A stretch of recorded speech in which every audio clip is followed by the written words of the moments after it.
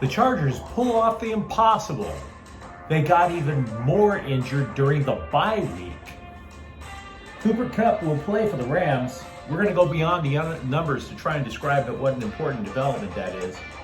And according to the press, every free agent in every sport will be signed by your Los Angeles Dodgers.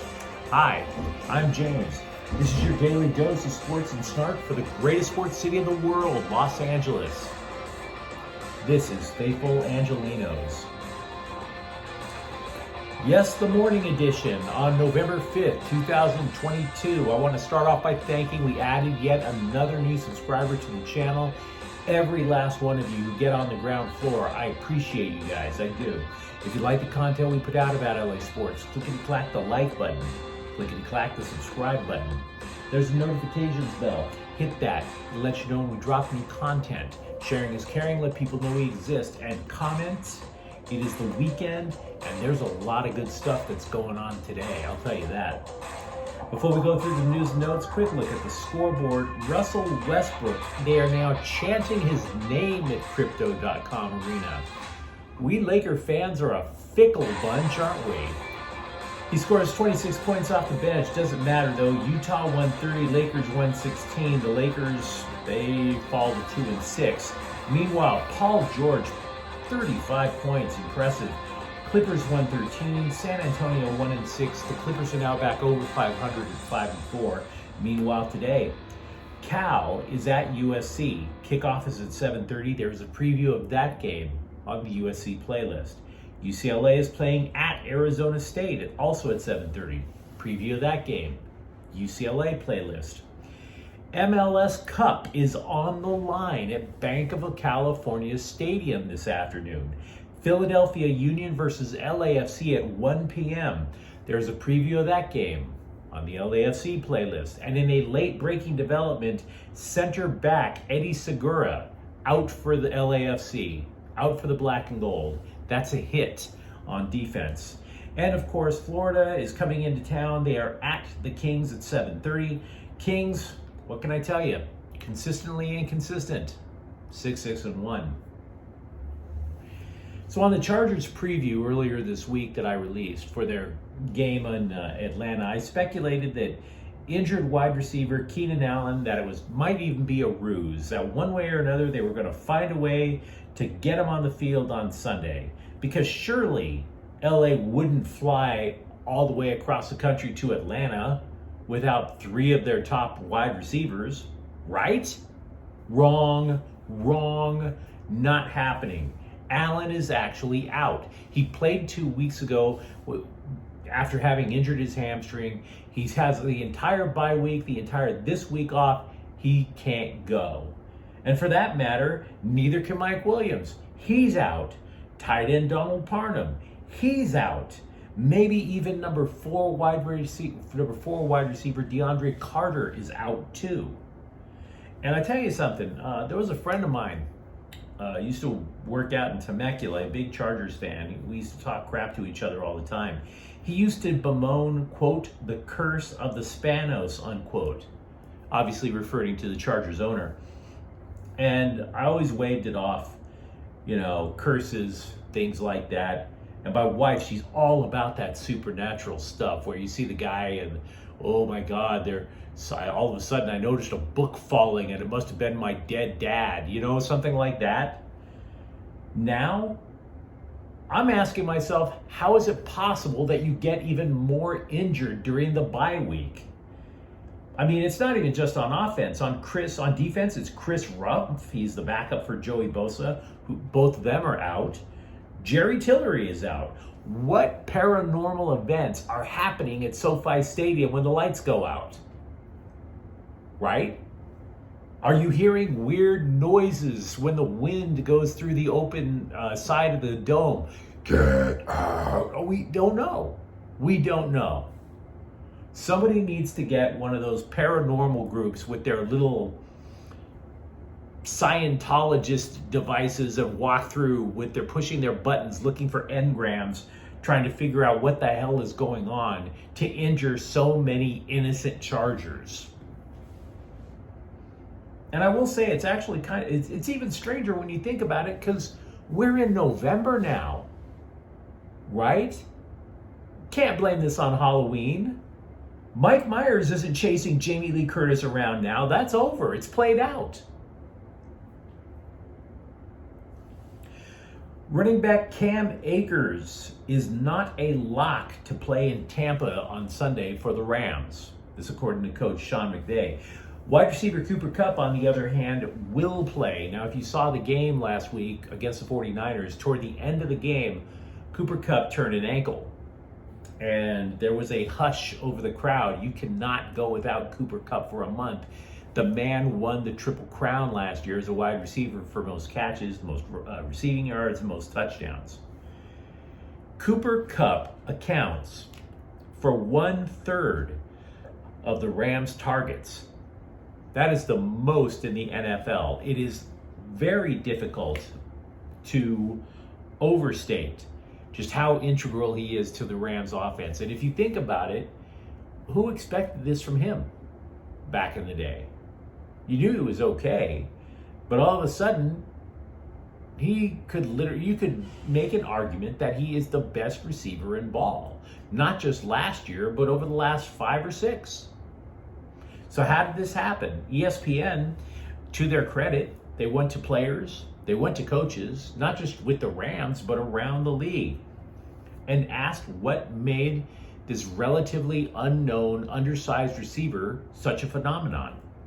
And in one way or another, they kept citing maniacal, unending preparation. For example, Cooper Kupp will go to Rams defensive backs in practice and said, hey, you watched my last route when I was going against you. Did I give a tell as to which way I'm about to break, what move I'm about to give on you? And that's not just going to say a Jalen Ramsey. He's going to the rookies as well. He runs the film room for the receivers. He knows the playbook so well, the coaches could just sit back and enjoy a yoo-hoo while Cooper Kupp is breaking down every receiver route for particular plays.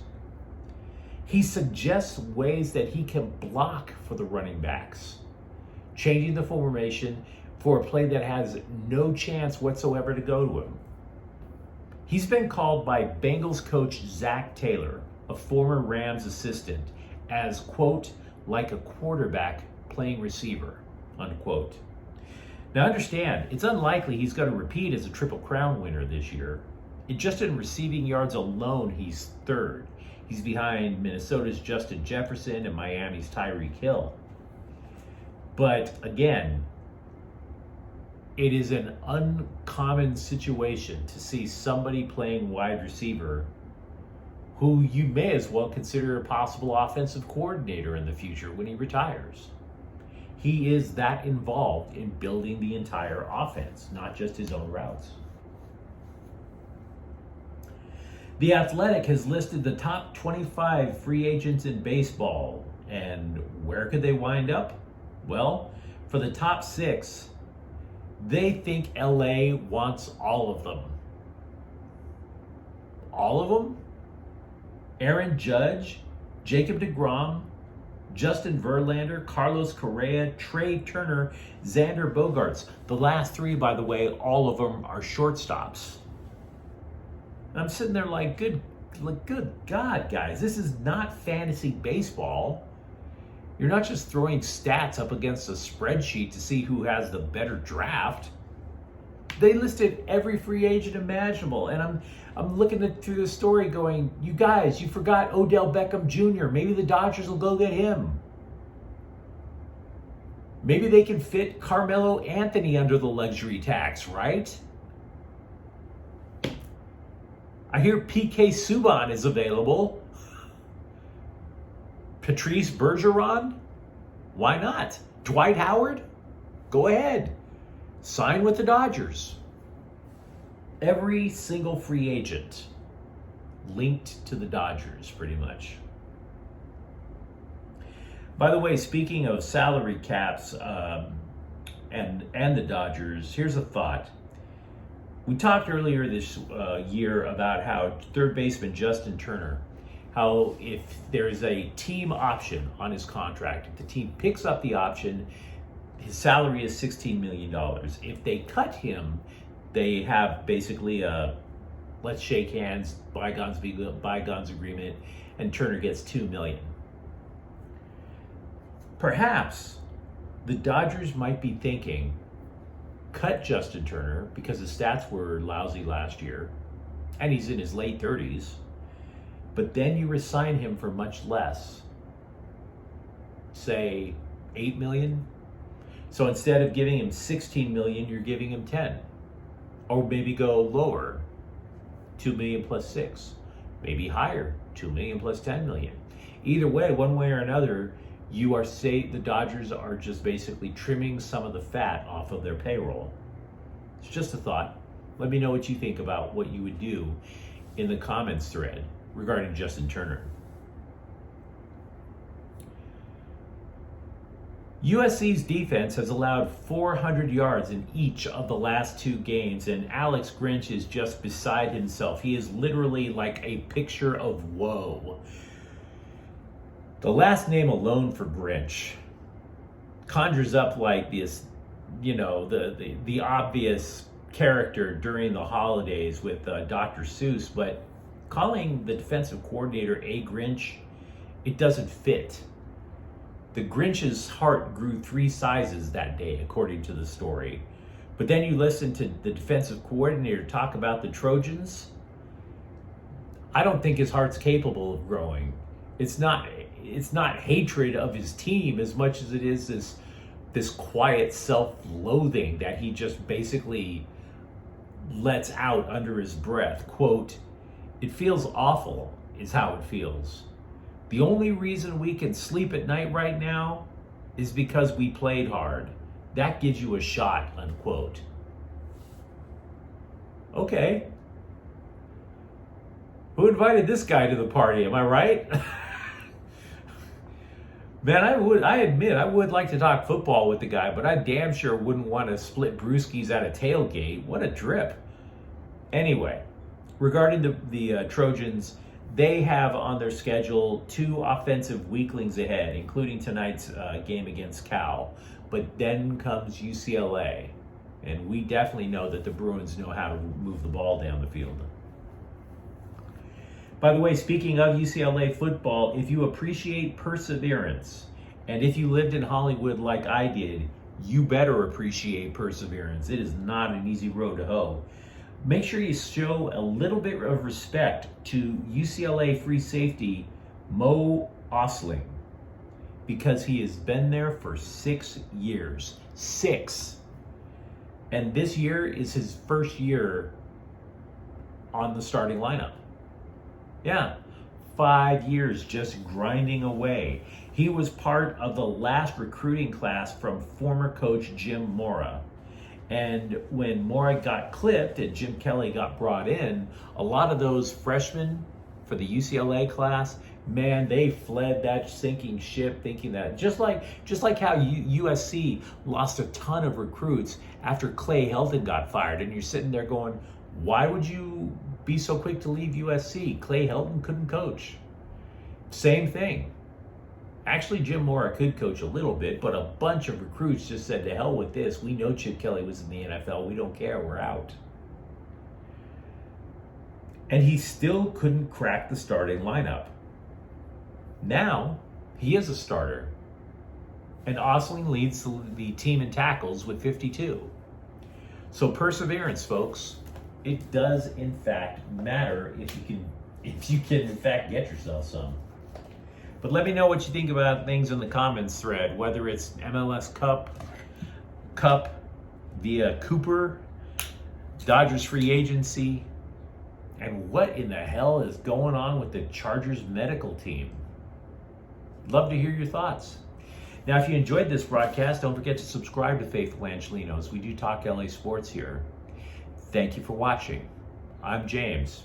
We'll be back later today with rapid recaps. Faithful Angelino is a Corta El Queso production. Take care.